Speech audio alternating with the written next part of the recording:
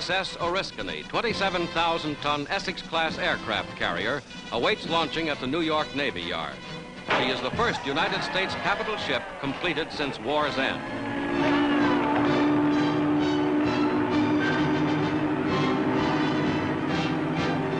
The giant ship slides down the ways to join the peacetime Navy.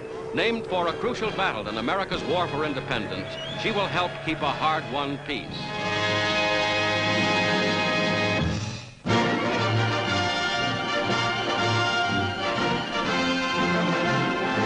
To San Francisco returns the battle-seasoned aircraft carrier Ticonderoga, 2,200 Pacific combat veterans aboard.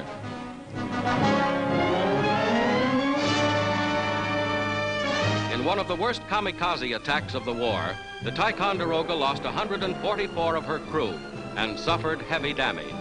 Home at last, she shows no scars.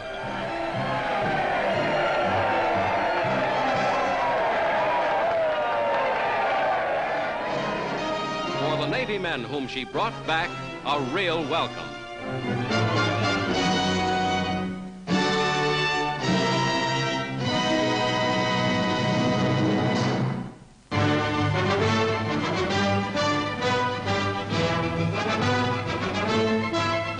For the first time since he took office, President Truman receives the head of a fellow American government.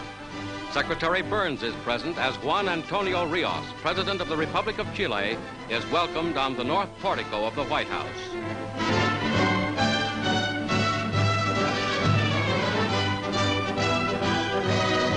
President Rios' visit is a tribute to the unity of the American nation.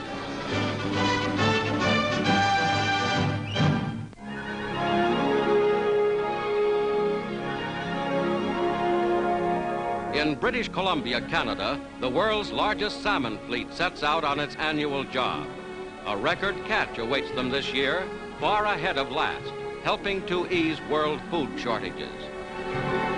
Nets 1/3 of a mile long are dropped around a big school of salmon, and the hauling in begins. The season lasts only a few weeks, but it's good fishing indeed.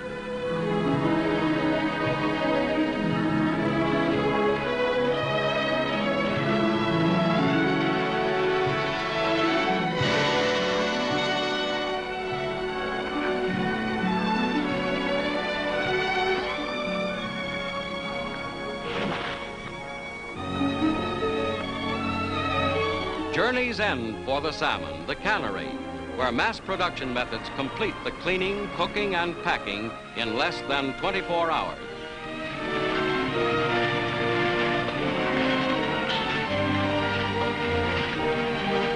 % of this catch will be sent abroad to help feed the hungry of the world.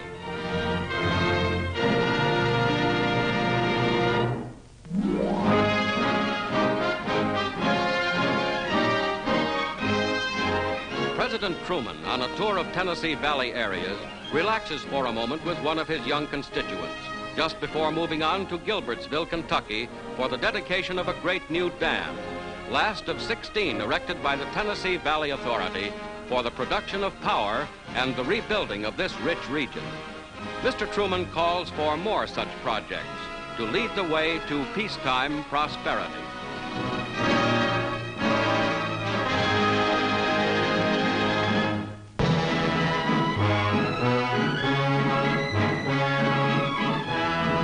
The United States Naval Academy at Annapolis celebrates its 100th year. Opening Centennial Week, the midshipmen march to a memorial service honoring Annapolis men who have given their lives in the line of duty.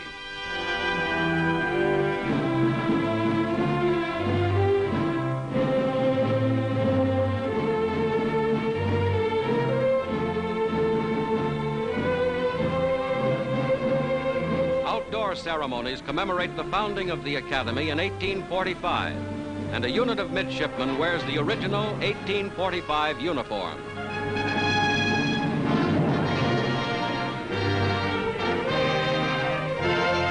In a gesture of comradeship, cadets of the West Point Military Academy present the steering wheel of the famed battleship Maine to their brothers of the Naval Service.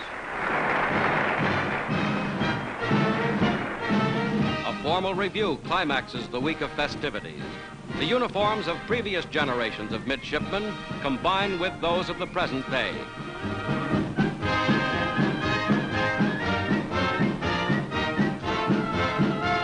The Naval Academy, founded 100 years ago, has served its country well through both peace and war. Annapolis enters its second century as the officers' training ground of a Navy that is now the largest in world history.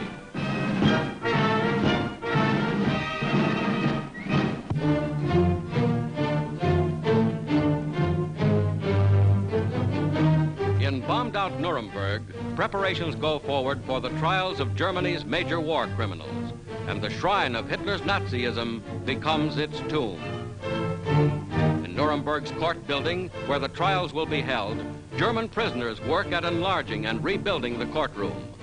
Under American supervision, they install broadcasting booths and press facilities to carry the proceedings throughout the world.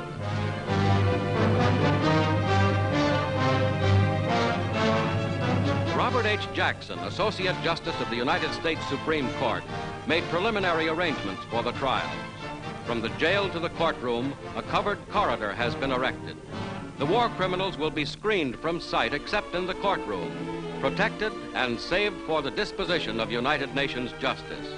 The big names of Hitler's Third Reich are kept under heavy guard.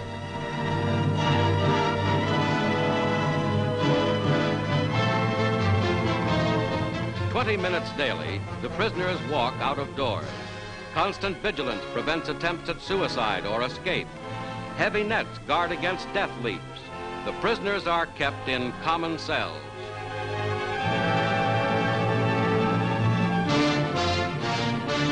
Goering, von Ribbentrop, Theisenquart, Dönitz, von Papen, Stryker. The leaders of Nazism face United Nations justice.